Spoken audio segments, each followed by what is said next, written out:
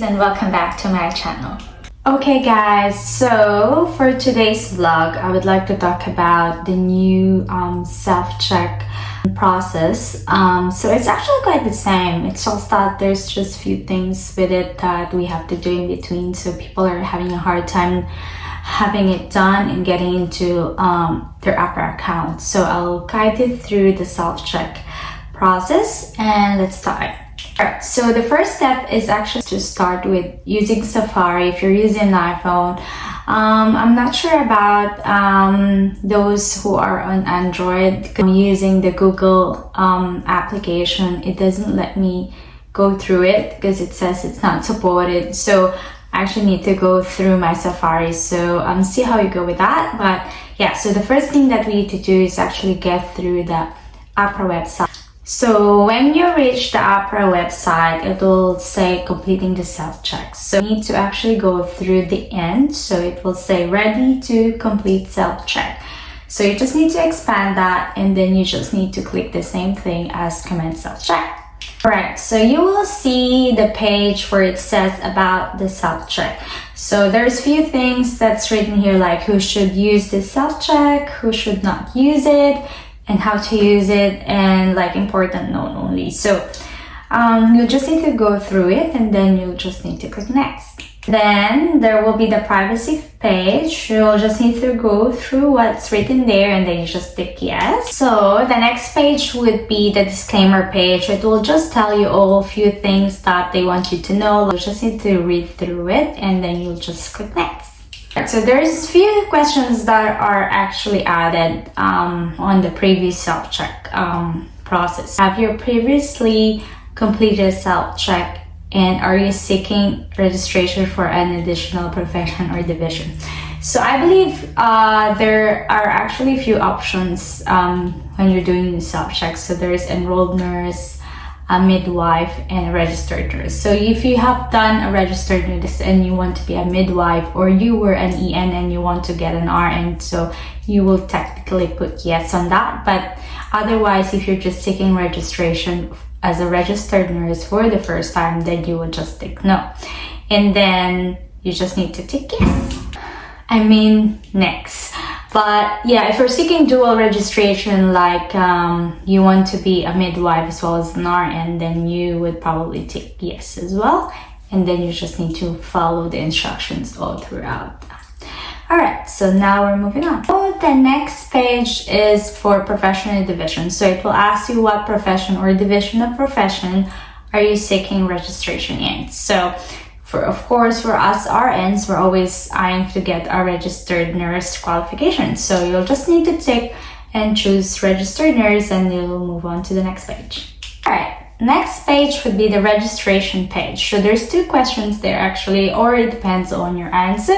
So the first question would be, do you hold current registration as registered in New Zealand? If yes, then there's a different pathway for New Zealand RNs.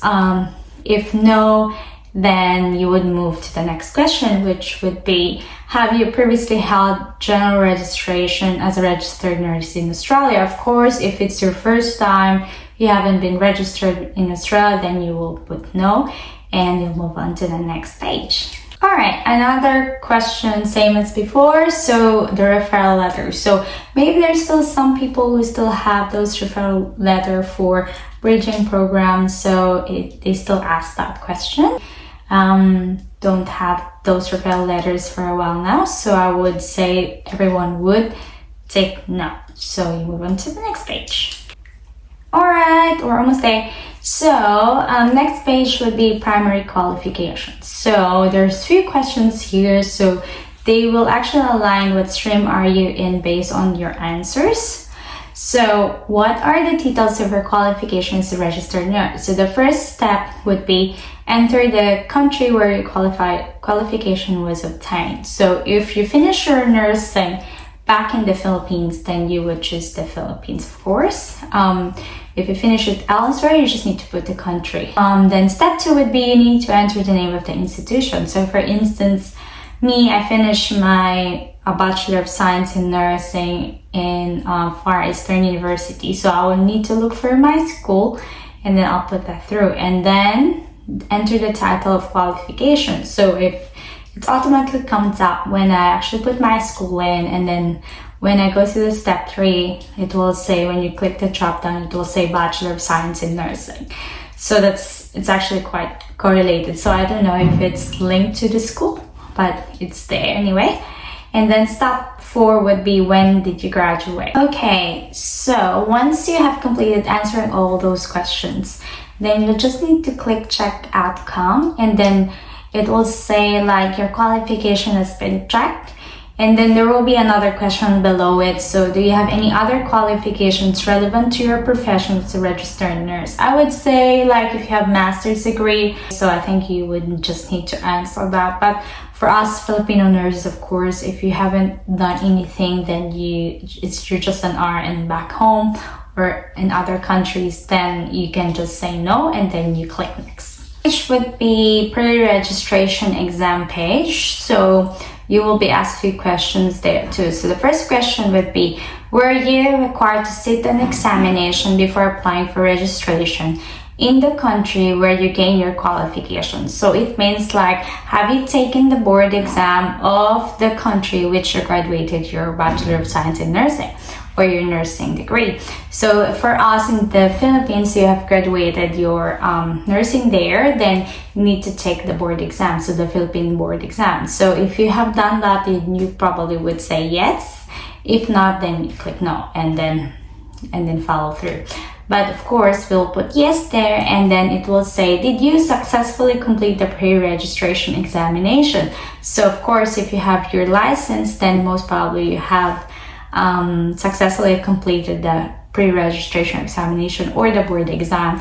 So you would tick yes, and then you'll move on to the next page. So the next page is the summary page. So it will just list you all the questions and the answers that you have answered to review, and you can always go back to your previous answers if you mistakenly put the answers wrong, and then you move on to the next one. So the next page will tell you you're now ready to proceed to the assessment stage. So by clicking the next button, you will be asked to create an account with Ahpra or log in if you already have it. When you log into your account, you'll be able to see the assessment stage, and yes, so you will probably, they already assess you based on your answers, and then you will see what stream are you when you log in your account. So you just need to move on to the next page. Alright, the next page would be an acknowledgement page. Then it will just say to ask you to confirm everything that's written there like this. So you just need to go through it, then click I accept. Okay, so here is one of the new things on the self-check. So they will already ask you the personal details. So you just need to put on your first name, your last name, and your email address. So you need to complete the reCAPTCHA verification as well before you can actually click next, and then we'll move on. Alright, so once you click next, so it will ask you all your personal details again. So it will be filled already, and then your mobile number and your date of birth, and then you'll just need to click the reCAPTCHA and then click next. The next page will tell you email sent. So they will send a link to your registered email address, and then if you haven't received the link, then you'll just need to click resend link, or if you have an account, just need to log in, and then you'll need to go to your email, and this is how it would look like. There will be a link there, so it says that the link will expire in 24 hours, so make sure you click that or you do that right away. And then when you click that link, it will go to the authentication page. So it says set up multi-factor authentication. So you need to download the Google Authenticator. I actually use both, but I feel like the Google Authenticator is much more reliable.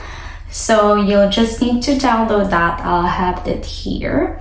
And then you can just click sign up with an authenticator app. Once you click that, so it will actually go through to a page where they will ask you to scan a QR code. If you cannot scan the QR code because you're using the same device, then I would suggest to click the one on the bottom, and it will connect you to a different page wherein they will give you like a code, and you'll just need to copy that code and open your Authenticator app, and then you'll just need to click the plus button on the lower right hand side of the app, and it will ask you to put a setup key or a scan a QR code. So if you cannot scan the QR code, then technically you need to enter a setup key. So that's the setup key.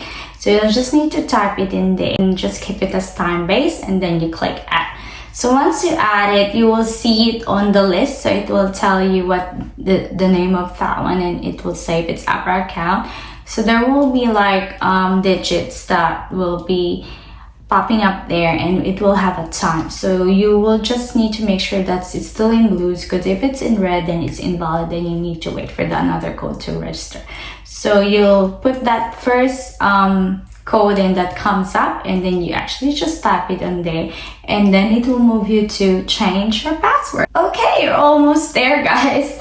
So once you've changed your password, so you will need to follow all the instructions that's there. So it will pop up a screen, or it will tick green.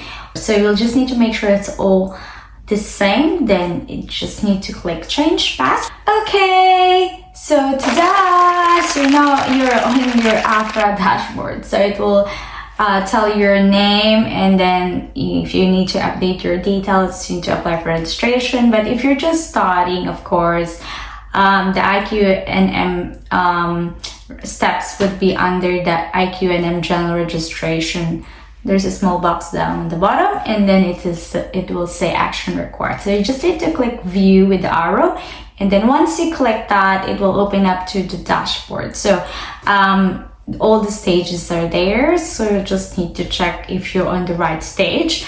If you're logging in and then your stage has been changed, or it was not updated, or you went from this beginning again, then you'll just need to contact Ahpra. I know in the system it says that they're aware about it, and you just need to let them know that you're one of those affected ones, and they will sort it out for you, so don't worry. Okay, so don't worry about the new international profession self-check down the bottom, because that's only if you're applying for a dual registration, or if you apply for a different registration with Ahpra. So yeah, so once you have that dashboard, when you log in again, it will always ask you to authenticate, I would say. Yeah, because based on whenever I try to log in, I was always asked to authenticate. So make sure you always have the Google authentication up, and then it will go in the same tab that you actually created in earlier. And then yeah, and then you'll just need to go through the stages again, and then for all those stages I have another blog for that, which was I did before, so it should be the same still. They might change the dashboard of how it looks like, but it will be the same process, so don't worry. Alright, so once you've opened that link, so it will tell you that you're in the My International Qualification pathway. So it will tell you what stream are you, so most specifically it's stream B. And then there will be the steps there, so like paying the IQNM fees, which is the 410 AUD. Then you need to do the orientation part 1. You need to submit your documents through portfolio stage. So they will actually assess your documents there. So depends on which pathway are you in the new pathways. And then if you need to take the exam, then that's the MCQ exam stage. And then if you need to take the OSCE, then that's the OSCE stage. And then once you've done all those, or if you're eligible not to take all those exams, then you will go straight to apply for registration. And once you register, then you have 6 months to do your orientation part 2. So all the description of each stage are there, so you'll just need to go through it. But of course, the first step is to actually start paying the IQNM fees. So I think that's actually the end of this vlog. So thank you so much again for your support. Sorry, I've been through so much for the last few months, so I actually haven't been vlogged for a while, but here I am getting back on track, and I hope this will help everyone who's been struggling to actually just getting on their dashboard. But if you really need assistance with good standing with PRC, NBI, CTC, or if you need assistance for the whole OPA pathway, please send me a message and I'm happy to help you guys. And I hope this is helpful. So please like, share, and subscribe, and please share it to everyone, guys. So thank you so much.